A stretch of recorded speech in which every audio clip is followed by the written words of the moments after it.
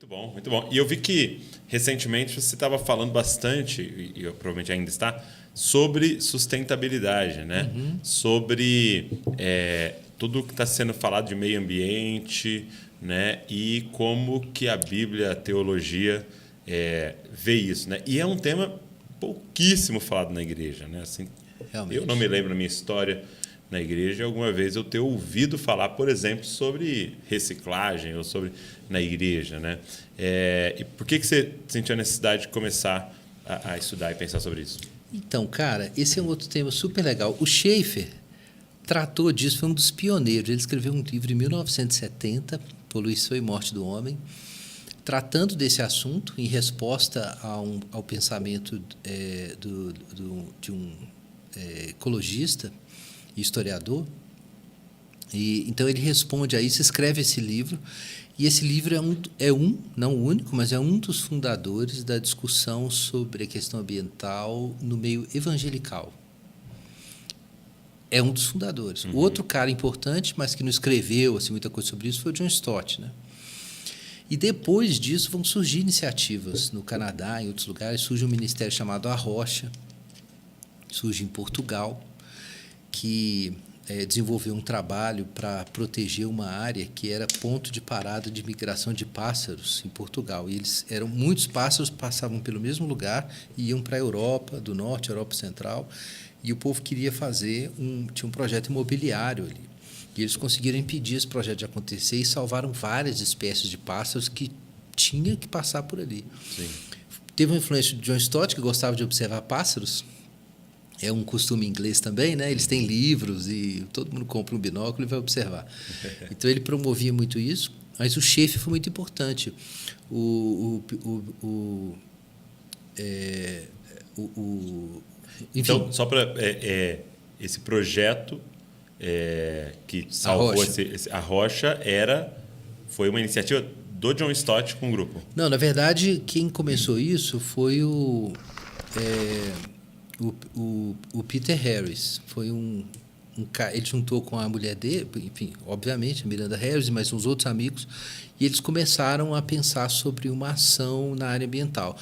Acho que os primeiros encontros nem foram, se eu não estou enganado, no Canadá. Mas ele teve no Labri. E ele foi tão influenciado que quando ele veio aqui no Brasil, na época do lançamento da Rocha Brasil, 2006, se não estou enganado, eu e o Rodolfo estávamos lá. E a gente foi conversar com ele. E ele disse, a gente perguntou, tem alguma relação com o Schaeffer isso aqui? A gente não sabia os detalhes ainda. Ele falou, não, a Rocha é um labri ecológico. Olha.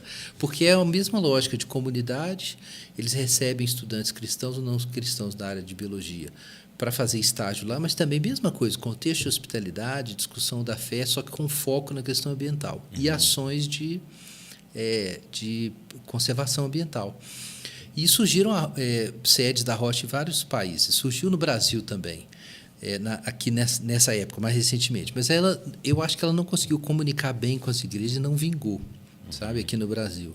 Mas o tema ficou subdesenvolvido, ainda está subdesenvolvido. Sim. E acho que a politização dificultou um pouco as pessoas entenderem que conservação ambiental é um tema cristão, histórico, muito importante. Igrejas ortodoxas falam sobre isso, a própria Igreja Católica. Pouca gente sabe que líderes importantes evangélicos, como o Stott ou o Schaeffer, valorizam a questão ambiental. E o Brasil, os olhos estão voltados para o Brasil nesse momento. E o testemunho da igreja não pode ignorar esse tema. A gente precisa pensar no tema ambiental de várias formas. Por que você acha que esse tema foi um tema assim praticamente ignorado pela igreja? O que na nossa teologia nos faz olhar para isso e falar assim, cara, não tem sentido eu falar sobre isso? Cara, tem muita coisa. Eu acho que um ponto é uma escatologia pessimista. A ideia de que Deus vai queimar tudo aqui a partir do julgamento no Armagedon. Aí já não me faz sentido preservar. Exatamente, não faz sentido cuidar, né?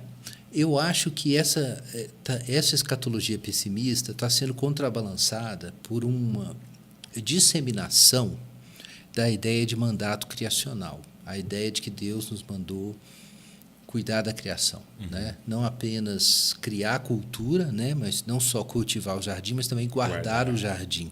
Eu acho que os cristãos estão ligando os pontos. E isso está melhorando. Eu sinto que está melhorando. Sim, sim. Eu publiquei há algum tempo também um artigo sobre uma descoberta. Alguns estudiosos do Brasil, quem puxou foi a Amy Erica Smith. Ela é uma especialista, esqueci o nome da universidade agora, mas é uma brasilianista. Eles fizeram uma pesquisa das atitudes do brasileiro em relação à questão ambiental e religião. E eles fizeram uma descoberta sensacional e surpreendente. Os evangélicos, os cristãos brasileiros, em geral, incluindo católicos, têm uma atitude mais positiva com a conservação ambiental do que não cristãos. E os evangélicos, mais do que os católicos e do que os não cristãos. E ficou todo mundo chocado com isso, porque em alguns lugares, como os Estados Unidos, não é assim. Então, a pergunta foi o seguinte: por que o evangélico brasileiro tem mais interesse pela conservação ambiental do que os outros? Como que isso pode ser verdade? Mas, enfim, tem estatísticas, eles levantaram os dados, está confirmado. São números. Por que isso acontece se as lideranças das igrejas não falam disso? Intrigante. Tem hipóteses, mas ninguém sabe direito. Tem hipóteses, mas ninguém sabe. Qual seria uma hipótese? Você lembra? Enfim, tem uma ideia de que isso seria, enfim, mais pelo fato de uma influência dos alinhamentos políticos dos últimos anos. E como não havia um voto evangélico a favor não só de direita, mas de outras pessoas que tinham uma posição mais à esquerda, por exemplo, e que eram pró-conservação ambiental. E aí isso ficou, né? Entendi. Pode ser. Existe um risco, então, de uma liderança, mas pode não ser só isso. Pode não ser só isso. Eu mencionei já. Enfim, eu acho que isso tem outras raízes. Eu acho que a ideia de associar a negação da conservação ambiental ao cristianismo, o próprio Schaeffer defende que isso é uma ideia falsa, que não tem fundamento. Eu também acho que ela não faz sentido. Se você olhar bem, eu me lembro, por exemplo, do batistério eu não sei se ainda está lá, mas no batistério da Igreja Assembleia de Deus Central em Belo Horizonte, acho que é no batistério mesmo, mas enfim, lá na frente tem uma pintura da natureza, assim, um jardim, tem um rio. E eu observei isso em muitas igrejas, principalmente igrejas mais antigas, elas pintavam uma imagem natural na frente do que seria o altar, representando o paraíso, representando o Éden. Cara, isso tem alguma coisa a ver com o imaginário bíblico mesmo. De algum modo, o jardim é o jardim de Deus. Então, eu acho que se não tem ninguém atrapalhando com um discurso político ruim, naturalmente o cristão, a partir das imagens bíblicas da terra prometida, do Éden, da nova criação, isso vai mexer com a atitude dele em relação ao meio ambiente. Eu acho que isso é o processo natural. A minha opinião é essa. E eu acho que isso é um ponto a favor. Se os evangélicos já estão na frente em consciência ambiental estatisticamente, na minha opinião, a liderança cristã devia estar trabalhando em cima disso. Potencializando isso. Potencializando o que já existe, exatamente.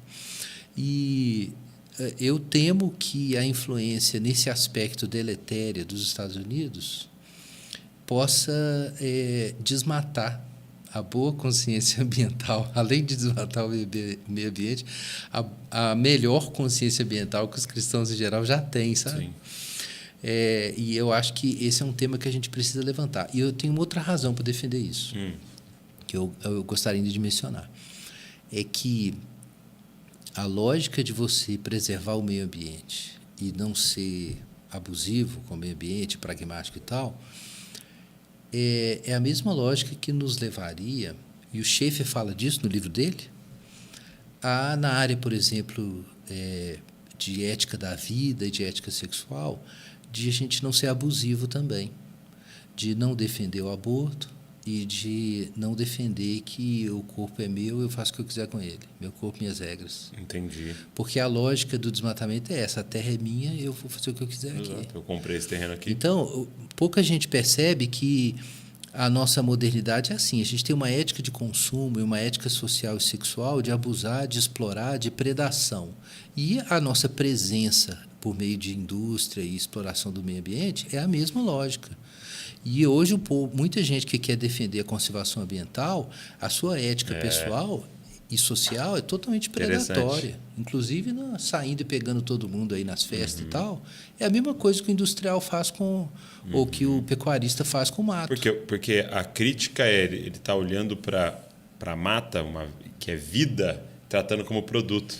Exatamente. Mas ele sai na balada e olha para uma moça e a trata como um produto. O Schaeffer fala isso no livro dele. E ele fala isso em 1970. Uau! E muitos cristãos não entenderam ainda que é uma ética só. A ética de cultivar e guardar é uma ética só. Ela vale para sexo, ela vale para ser pró-vida, ela vale para ser pró-conservação ambiental. É uma ética só. Muito bom. A liderança cristã está com a faca e o queijo na mão. Sim. Para juntar as coisas e mostrar para o mundo. E não só falando, demonstrando. Demonstrando, né? A gente está começando uma cooperativa na igreja. É mesmo? De reciclagem de lixo. Que legal. Para gerar recursos para outras ações e tal. Joia demais. Eu tenho ouvido muitas histórias assim, de igrejas que estão se tocando, sabe? Sim. Um sonho que eu tenho, eu ainda não sei a factibilidade, seria igrejas se tornarem carbono zero. Compartilhei isso com o Cassiano da Aliança Evangélica, que é o seguinte: você pode traduzir o que a igreja local consome para a estrutura dela em termos de... Enfim, o seu gasto de energia gera uma pegada de carbono. Entendi. Você pode traduzir essa pegada de carbono em árvores.